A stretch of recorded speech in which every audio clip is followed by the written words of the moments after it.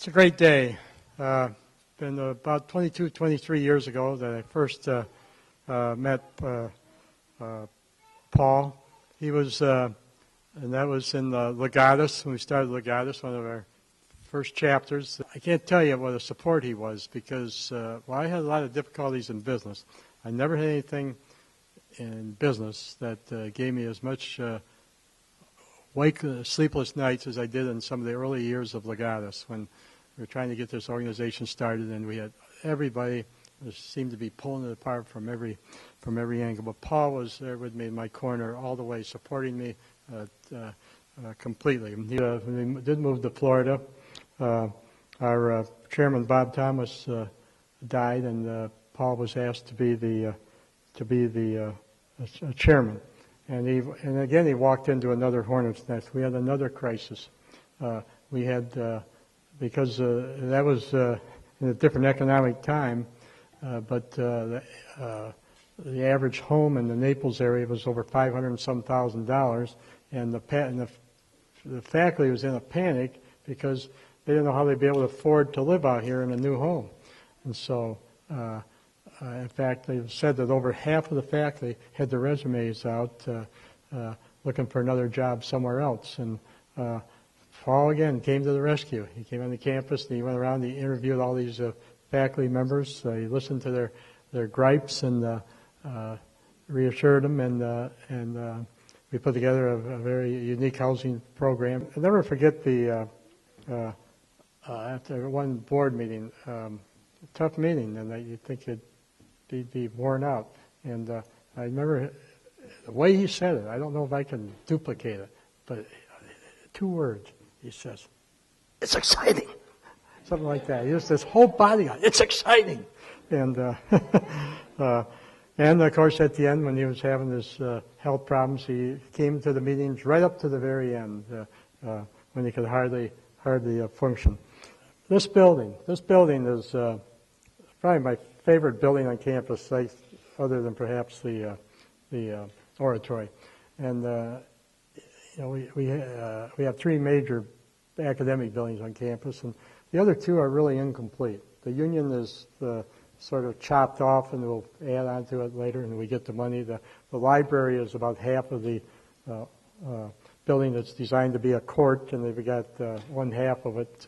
It's L-shaped right now, and eventually be O-shaped when we ever finish it. But this building is complete, and it's got the long horizontal lines of the prairie style that I like, and it's the only building that really shows that. And it's so great, it's a satisfaction for me to have Paul's name added to the list of the wonderful people whose buildings we have buildings named for on this campus. It's such a privilege and an honor to be the conduit for this gift in honor and memory of Paul through the Henkels Foundation. Such an honor for our family. But I want to thank you, Tom, for your beautiful words and for your remembering. Paul did put in a lot of hours, and he loved the church, and he loved those who stood up for the truth and practiced the corporal and spiritual works of mercy. It's exemplified by a fantastic education that they're giving to our young people. It's unique, I think, in Catholic education. Paul was privileged to be on many boards and councils and so forth, but here was his abiding interest. Here's where he spent a lot of his time and talent. So it is a very big privilege, and I thank you in the name of our family for this memorial to him and to his memory. Thank you. We're here to honor Paul, and it really is impossible to catalog all of the accomplishments of this man in just an afternoon.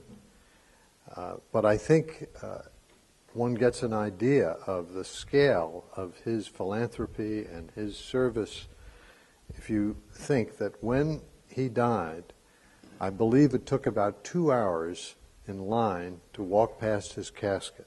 That's the number. There were thousands of people there to view his casket. He talked about business and his business but he never talked about the business in terms of its growth and profitability and scale of operations.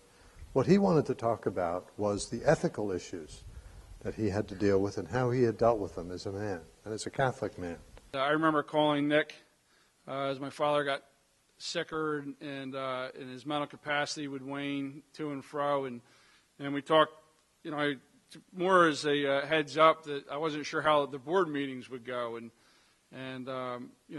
if the school felt like I should talk to him about resigning from the board, and the answer was absolutely not. Quite frankly, I think my father lived a year or more longer than maybe his disease would allow him to, because he was always getting ready for the next Ave Maria board meeting. And, it was really a blessing for the family. It really was. When he was in the hospital before he came home in his passing, each one of us got to spend time with him individually and say goodbye. My father believed in education. We talked about school vouchers in Pennsylvania.